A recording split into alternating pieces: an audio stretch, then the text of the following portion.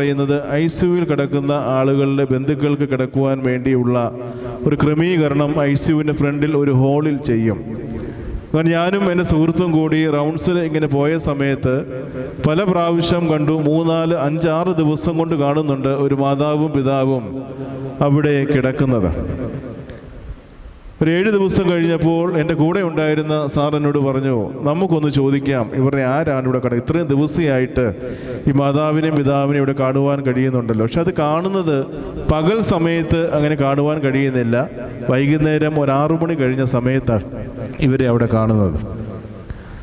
അങ്ങനെ ഞങ്ങൾ അവരോട് ചോദിച്ചു, നിങ്ങൾ എന്താണ് ഇവിടെ നിൽക്കുന്നത്, ആരാണ്, നിങ്ങളുടെ മക്കളാണോ ഉള്ളിൽ കിടക്കുന്നത് എന്ന്.